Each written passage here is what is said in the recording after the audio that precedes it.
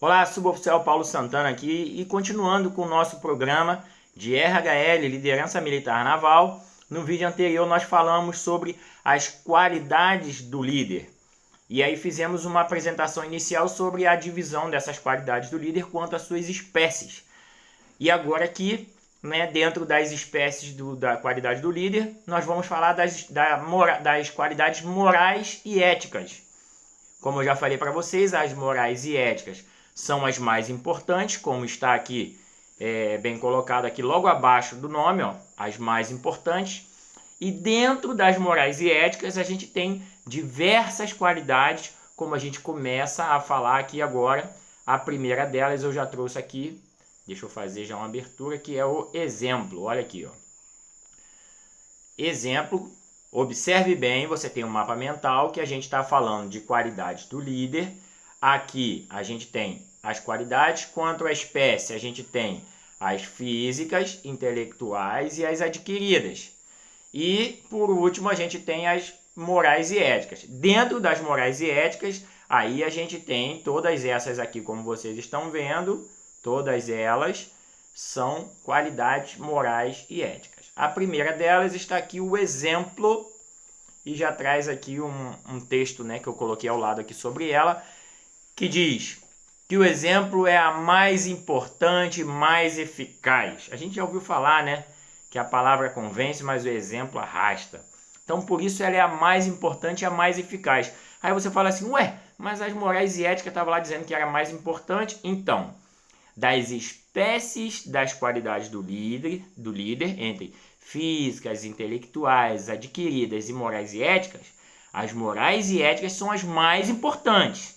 Agora, dentro das qualidades morais e éticas, o exemplo é a mais importante, a mais eficaz. Por isso, eu já mudei na ordem da nossa folha de informação, nossa apostila, e trouxe ela aqui já para o topo, para já marcar para você qual é a mais importante dentre as qualidades morais e éticas do líder. É o exemplo, é a mais importante e mais eficaz, tá bom? Eu fiz alguma mudança também, algumas mudanças na ordem aqui, não está na ordem da folha de informação, para ficar mais fácil a compreensão. Eu trouxe para cima também já aqui a coragem. Por quê?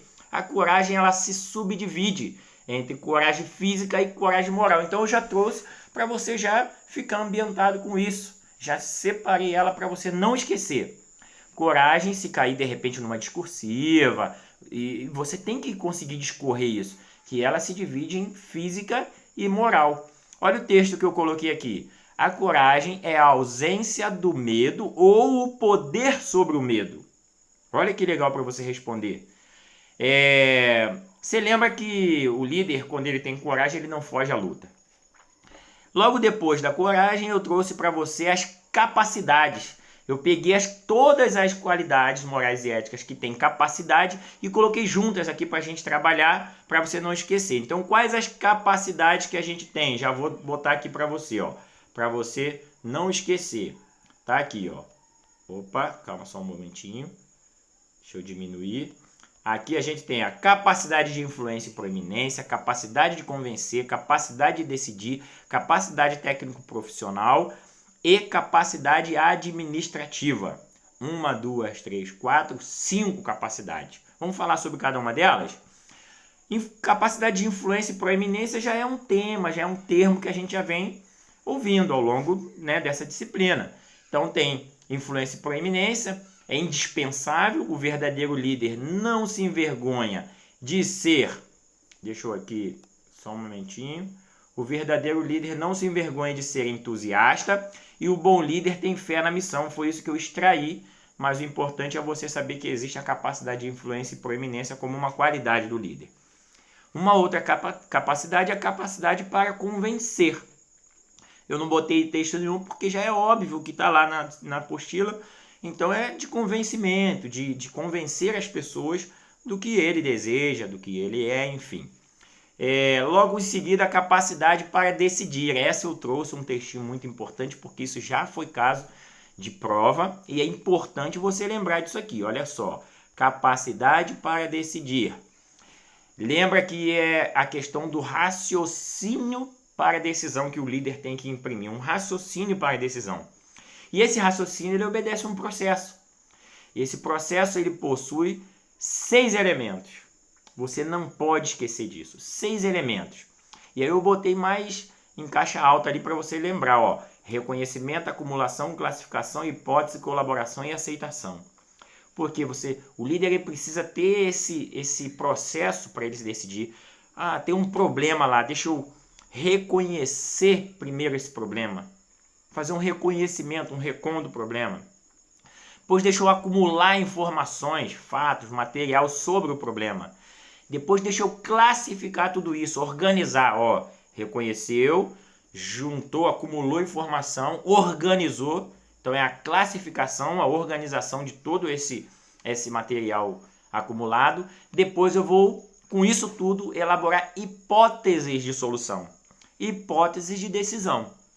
Tenho aqui algumas hipóteses, então agora eu passo para colaboração. O que é isso? Eu vou afirmar ou confirmar que aquelas hipóteses são válidas. Que aquelas hipóteses, ela realmente pode dar a solução para o problema. Por último, eu vou fazer a aceitação da hipótese. Eu vou aceitar ela lá como válida, como útil, como solução de verdade.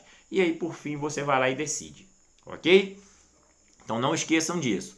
Próxima qualidade, capacidade técnico-profissional, habilidade, competência e cultura geral, conhecimento, autoaperfeiçoamento. É o líder que queima, é o líder que estuda, que está sempre montado, entendeu? Que não mastiga mingau. Ele tem que ter essa qualidade, a capacidade técnico-profissional. Ele sabe do que está fazendo ali, ele não é líder só por si.